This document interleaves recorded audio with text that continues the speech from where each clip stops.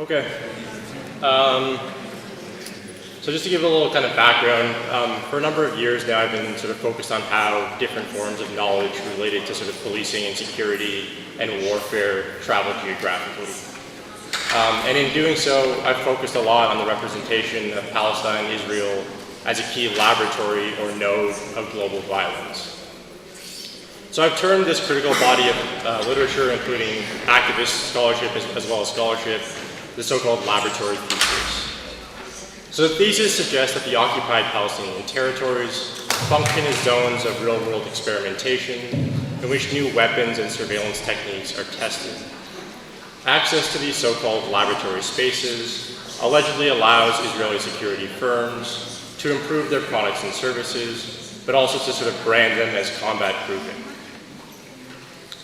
So the laboratory thesis has advanced our understanding of how Israel sustains its settler colonial project. Yet I argue in some of my work that the thesis overlooks sites of failure and difficulty encountered both in producing and circulating policing knowledge globally. This, I want to suggest today, has come at a significant cost. So today my core position is that thinking about questions of failure and difficulty more centrally in relation to the production and circulation of policing knowledge is both necessary and ultimately fruitful. So I'm going to situate my remarks today in relation to Israel's violent repression of the recent Great March of Return protests in Gaza. I'll start by showing how the events have been read by a number of critics of the Israeli state, and then present a kind of alternative interpretation. Following this, I'll outline two twin concepts that I'm currently working on, namely settling failure and waging success. So the Great March of Return protest began on March 30th, 2018. At the core of the protest is the demand for Palestinian refugees and their descendants to be allowed to return to the places they were displaced from since the Nakba, or catastrophe, in 1948. Since March, Israeli security forces have killed an estimated 190, including children, medics, and journalists, as well as maiming thousands more, relying extensively on snipers shooting at very close range. So you can see this in kind of the image where you have the protests, and then you have the snipers close by, sort of picking people off. So this crackdown has also revived discussions of the idea of Gaza as a so-called laboratory. For instance, in this report by the Israeli group Coalition for Women for Peace. It covers a range of issues, but advances two specific claims relevant to my remarks today. First, it alleges the new kinds of innovation in Israeli strategies of violence. As it notes, quote, "The Great Return March revealed two newly developing Israeli security forces strategies: the increased use of snipers in eliminating threats, and the use of drones in controlling and dispersing crowds." A range of other sort of critical journalists and human rights groups have further alleged the use of so-called experimental, explosive forms of ammunition, thereby threatening to violate the long-standing international prohibitions on their use in relation to warfare. So in this way, Gaza's status as a, quote, laboratory is invoked to understand an apparent recent shift in the nature of Israeli violence. Second, the report references real-world testing in order to explain the mobility of certain technologies and practices of repression. It argues that, quote, because they proved successful from the beginning, the Israeli Ministry of Defense purchased hundreds of additional drones the night after the first large-scale demonstrations in Gaza and at the end of March. Indeed, while emphasizing the apparent tactical shift in terms of how Palestinians were being targeted, the report suggests the exploitation of the Great March as a source of knowledge and profit represents, quote, business as usual.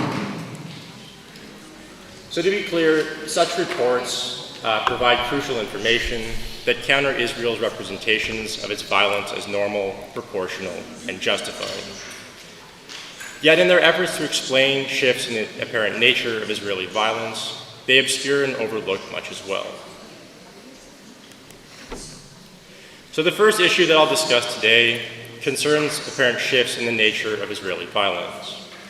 For instance, allegations of the use of explosive bullets have been challenged. As one weapons expert recently convincingly argued, the nature of the wounds found on victims of Gaza can be readily explained simply by the close proximity of the sniper to their targets rather than due to the use of explosive bullets. In addition, the wounds suffered during the Great March were only unusual in the sense that they resemble those from Israel's previous operations, military operations in Gaza. The Israeli killing of Palestinian civilians with snipers per se is thus categorically not new. But even more importantly, the critical focus on exposing forms of escalation and innovation can result in a kind of misplaced political focus. It can imply that under normal conditions, Israeli settler colonial violence is somehow more normal, proportional, reasonable, or acceptable. In this sense, it falls into the long-standing trap of critiques in terms of militarization, police brutality, and privatization, which narrowly focus on curtailing perceived exceptional excesses of state violence rather than confronting its systemic and routinized character. Second, the laboratory's thesis conceptions of real-world testing and, quote, proving success are both thin and tautological. For instance, the Coalition of Women for Peace report essentially treats evidence that Israel's Ministry of Defense purchased drones following their use as evidence that they worked successfully. Yet when we look at what actually happened during the Great March, beyond a very superficial level, these conceptions of testing and success do not exactly hold up. In contrast to the idea of laboratory testing as a process which definitively proves the efficiency of subduing anti-colonial struggle, I want to argue that the results of Israel's repression of the Great March are anything but obvious or settled. Alternatively, the visibility of these atrocities gave rise to contestations among a range of actors surrounding the basic facts on the ground, who got killed, how many and by whom, as well as what these deaths signified and who bore responsibility for them. And within this struggle, I want to argue, Israeli officials to attempt to explain their targeting of protesters as advanced, precise, and deliberate became key sites of contestation. For instance, a tweet on March 31st from the official IDF spokesperson account asserted, quote, "Yesterday we saw 30,000 people. We arrived prepared and with precise reinforcements. Nothing was carried out uncontrolled. Everything was accurate and measured, and we know where every bullet landed." Yet this tweet was quickly reinterpreted by the Israeli human rights group B'Tselem as an official Israeli acceptance of responsibility for committing a war crime. Thus, while it's attempting to kind of explain and rationalize violence against Palestinians to an international audience as precise, controlled, and measured, this move ultimately backfired, increasing rather than reducing controversy. Israeli officials encountered further difficulty in representing their killings as innovative or even specifically Israeli to international onlookers. So the vast majority of sniper rifles used to repress the Great March were American manufactured rather than Israeli manufactured. And this reliance on US-made weapons seems to have complicated Israel's efforts to use its Gaza massacre as a showcase for Israeli innovation in the crafts of violence, threatening rather than facilitating business as usual.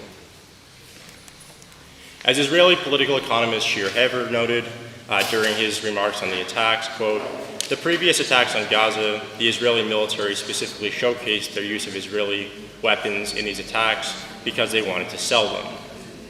But as he continued, this time we don't see that because they're using American weapons in addition to a number of Israeli-made weapons as well, suggesting, quote, that the Israeli strategy of using the Gaza Strip as a laboratory is collapsing."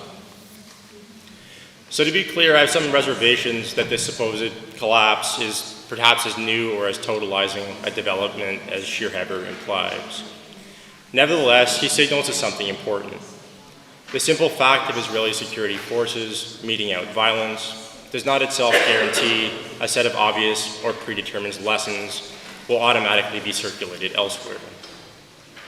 So one of my main criticisms of the laboratory thesis is that it leaves little room for questions of disruptions or difficulties because it portrays an understanding of real-world testing that is always and inherently successful.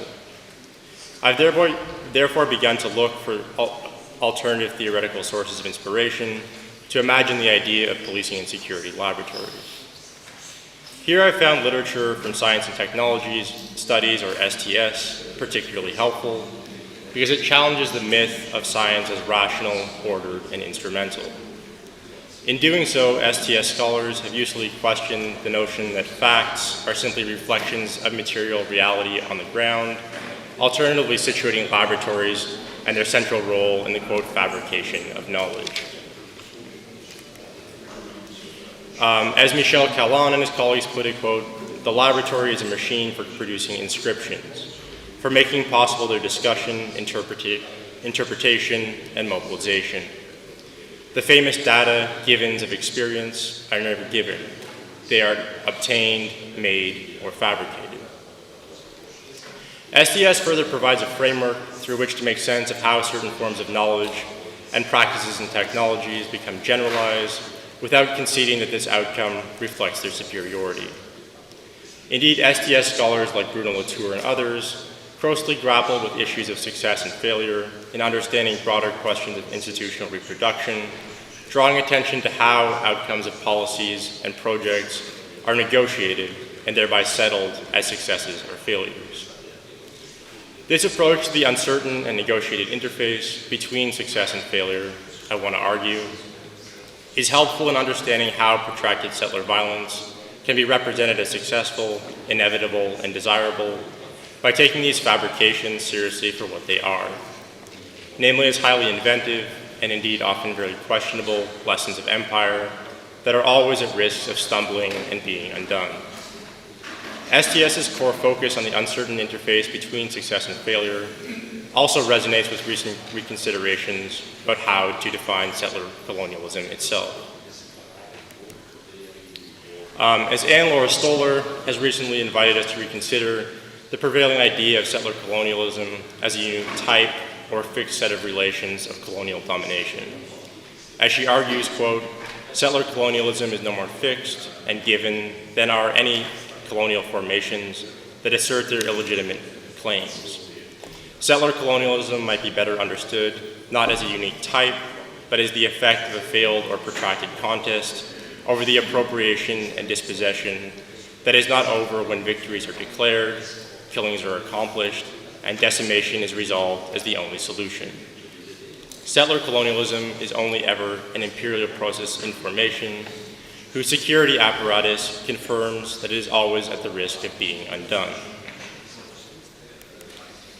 So drawing on these insights, I now want to briefly outline two concepts I'm beginning to develop, namely settling failure and waging success. Both of these terms address how the categories of failure and success are manufactured and also policed discursively. The notion of settling failure seeks to take more seriously that the recurring failures found in produce of settler colonization are not incidental and indeed central to developing and circulating policing knowledge. As Stoller suggests, questions about failure are never resolved because contemporary settler projects are defined by the recurring failures.